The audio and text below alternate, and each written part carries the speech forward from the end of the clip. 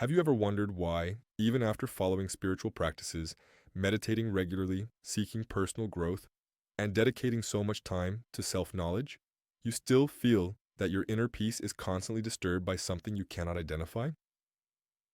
Alan Watts, one of the most influential philosophers of the 20th century, dedicated his life to understanding the paradoxes of the spiritual quest and discovered something profoundly revealing. Often, the very spiritual path we choose to find peace becomes exactly what distances us from it. There are spiritual traps so subtle, so well disguised as progress and evolution, that we spend years, sometimes decades, caught in them without even realizing that we are sabotaging our own journey toward true inner serenity. The first, and perhaps most devastating of these spiritual traps, is the obsession with controlling the mind. How many times have you heard or repeated phrases like, "I need to master my thoughts," or "I must control my emotions"? This mindset, although it appears in practically all modern spiritual teachings, creates a constant internal war that destroys any possibility of genuine peace. Watts observed that when we treat the mind as an enemy to be conquered, we establish an artificial division between the self that observes and the self that needs to be controlled. This division generates a state of perpetual tension, as we are constantly at war with ourselves. The mind, by its nature, is like a river that flows continuously, and trying to control it is like trying to stop the current with bare hands. The more force we apply, the more resistance we encounter, and the greater our spiritual frustration becomes. The second spiritual trap that corrodes our inner peace is the compulsive search for enlightenment or awakening. Ironically, the more intensely we seek enlightenment, the more it eludes us, creating a vicious cycle of effort and disappointment. Watts frequently warned that enlightenment is not something we achieve through specific techniques, methods, or practices, but rather a natural recognition of what we already are. When we turn spirituality into a race toward a future goal, we completely lose the ability to recognize the fullness that already exists in the present moment. This obsessive search creates a mindset of spiritual scarcity, where we always feel that something is missing, that we are not enough as we are, that we need more meditation, more knowledge, more purification to finally attain the peace we so desire. The third spiritual trap, and one of the most insidious, is the excessive identification with the role of spiritual seeker. Many people become so attached to their identity as someone on a spiritual journey that this identity becomes yet another psychological prison. They collect spiritual practices, accumulate knowledge about different traditions, participate in retreats and workshops, always maintaining the narrative that they are evolving or growing spiritually. This identification creates an even more subtle and dangerous spiritual ego than the common ego, as it disguises itself as humility and genuine seeking. The person becomes addicted to the feeling of making spiritual progress, turning spirituality into yet another form of consumption, where there is always something new to experience, some new technique to master, some new level to reach. The fourth spiritual trap that Alan Watts identified is the rejection or denial of the material world and common human experiences. Many spiritual paths promote, directly or indirectly, the idea that we must transcend or completely detach from mundane experiences to achieve true spirituality.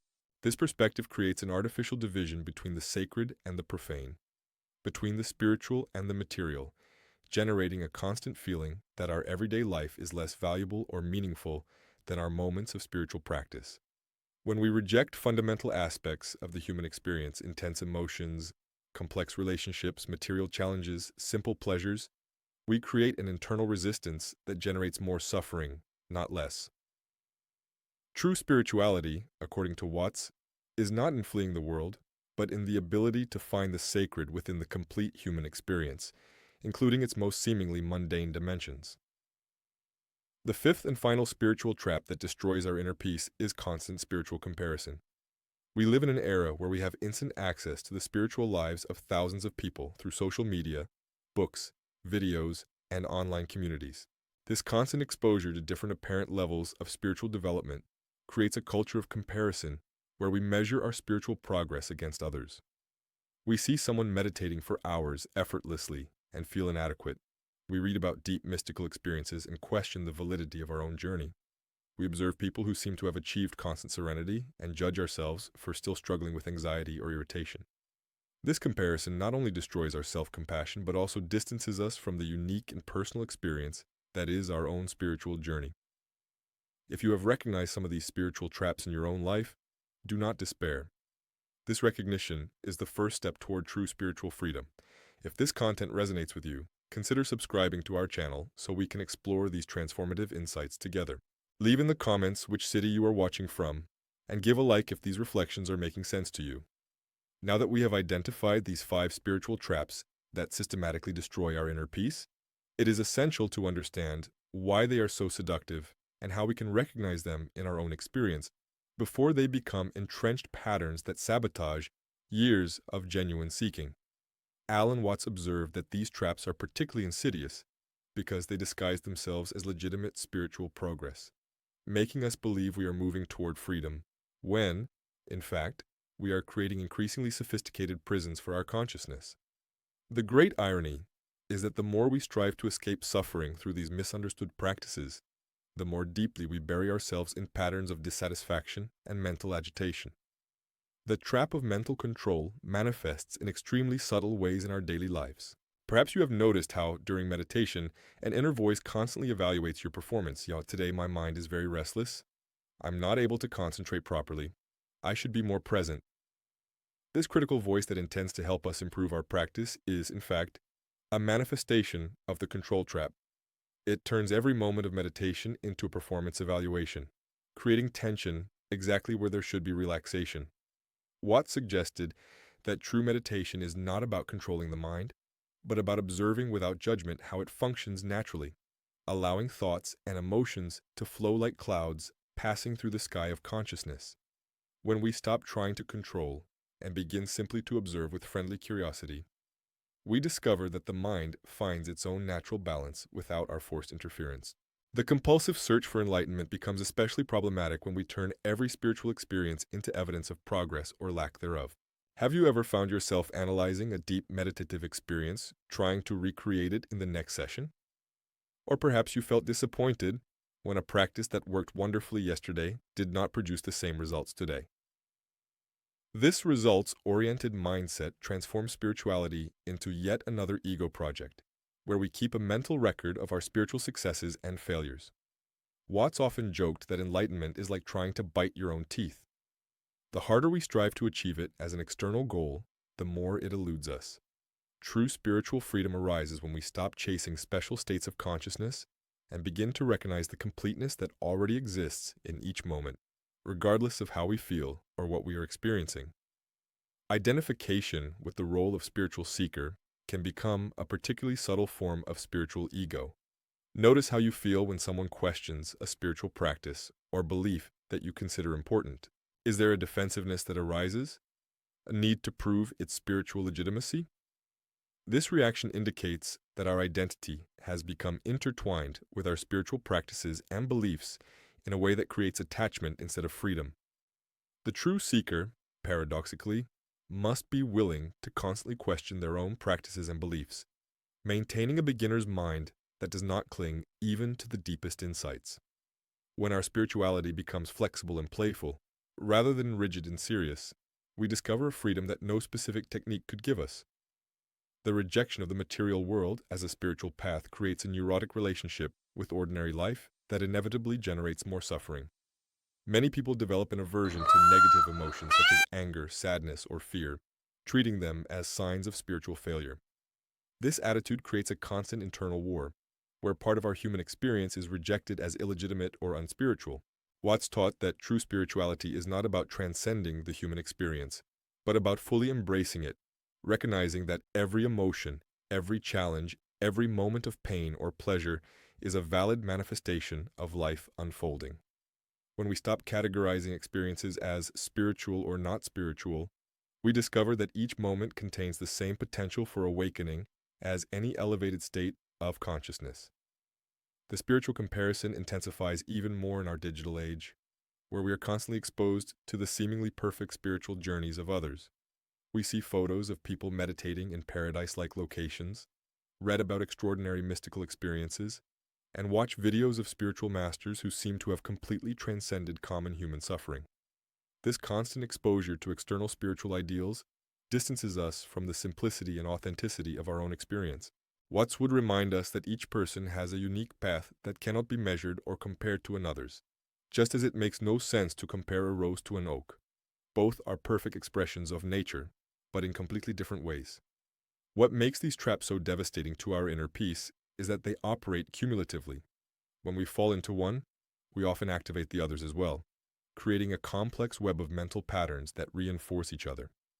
The person who tries to control their mind is likely also obsessively seeking enlightenment, identifying as a serious spiritual seeker, rejecting mundane aspects of their experience, and constantly comparing themselves to other spiritual practitioners. This cycle can persist for decades, keeping the person in a perpetual state of seeking without ever finding the genuine peace they are looking for.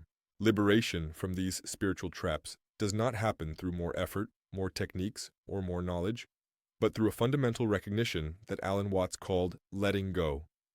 A deep understanding that the inner peace we seek is not something we create or achieve, but something we discover when we stop striving so hard to find it. This may seem like a paradoxical message, especially for those who have dedicated years of their lives to intense spiritual practices. But it is precisely in this paradox that the key to true spiritual freedom resides. Watts observed that our suffering does not come from the external circumstances of our lives, nor even from our mental or emotional states, but from our relationship with those states, our constant resistance to what is, our perpetual struggle to make reality conform to our spiritual preferences. To free ourselves from the trap of mental control, we need to develop what Watts called relaxed attention, a quality of awareness that observes without trying to modify, that notes without judging, that remains present without agenda. This is not a technique we practice, but a natural posture of consciousness when it is not being forced in any specific direction. Imagine the difference between trying to force yourself to sleep and simply allowing sleep to come naturally. The more we strive to control sleep, the more it eludes us. When we relax and allow, it arises spontaneously. The same dynamic applies to mental peace. It is our natural condition when we are not constantly interfering with mental processes that function perfectly well on their own. Liberation from the compulsive search for enlightenment requires a fundamental shift in perspective. Instead of seeing enlightenment as a future state to be achieved, we begin to recognize it as the very capacity to be present with whatever is happening now, without adding layers of resistance or seeking. Watts often used the metaphor of the eye that cannot see itself. Consciousness seeking consciousness is doomed to frustration, just like the eye trying to see itself directly. Enlightenment is not an object that consciousness can capture, but the very nature of consciousness when it stops searching for itself. This understanding radically transforms our approach to spirituality, from a journey towards something to a recognition of what we already are. To free ourselves from excessive identification with the role of spiritual seeker, we need to develop what we might call playful detachment from our spiritual practices and beliefs. This does not mean abandoning everything we consider valuable, but rather maintaining a more flexible and experimental relationship with our spiritual path. When our practices become play rather than serious work, when our insights become temporary discoveries rather than permanent truths, we find a freedom that allows spirituality to flow naturally through our lives without becoming yet another source of fixed identity. Watts had a wonderful sense of humor about spirituality, recognizing that taking it too seriously is one of the most effective ways to lose its essential point. The integration of the material world into our spiritual life happens when we recognize that there is no real separation between the sacred and the profane, between spiritual moments and mundane moments. Every experience, from washing dishes to meditating, from feeling anger to experiencing ecstasy, is an equally valid manifestation of life expressing itself through human form. This understanding does not diminish the value of specific spiritual practices, but places them in a broader perspective where all of life becomes our spiritual practice. When we stop hierarchizing experiences as more or less spiritual, we discover an ordinary sacredness that transforms every moment into an opportunity for awakening. Liberation from spiritual comparison arises when we develop what we might call intimacy with our own experience, a familiarity so deep with our own internal process that we feel no need for external validation or measurement against external standards. This intimacy is not spiritual narcissism, but rather a genuine trust in the validity of our own path, recognizing that each person is a unique expression of consciousness exploring itself through a particular form. When we truly understand this, another person's spiritual journey becomes interesting and inspiring rather than threatening or competitive. What emerges when we free ourselves from these 5 spiritual traps is not a special state of consciousness or an extraordinary mystical experience, but something much simpler and more precious. A natural peace that does not depend on specific circumstances, a joy that needs no reason, a satisfaction that requires no achievement. This is the genuine inner peace that we are all seeking, not a state that we create through effort, but our natural condition when we stop striving so hard to create it. Watts reminds us that the most authentic spiritual life is one that flows naturally, like a river finding its way to the ocean. We do not need to force the water to flow. We just need to remove the obstacles we have created in its path. These 5 spiritual traps are the most common obstacles we place in our own way, and recognizing them is the first step to gently removing them, allowing our essential nature to express itself freely. True spirituality is not about becoming someone different or achieving some special state. It is about recognizing and living from what you already are at your deepest essence. When this happens, inner peace is no longer something you seek. It is something you recognize as having always been present, patiently waiting for you to stop looking elsewhere. If these reflections have touched something deep within you, and you feel they can transform your understanding of spirituality and inner peace, consider subscribing to our channel so we can continue exploring these liberating insights together. Let us know in the comments which city you are watching us from, and don't forget to leave your like if this content resonated with your personal experience.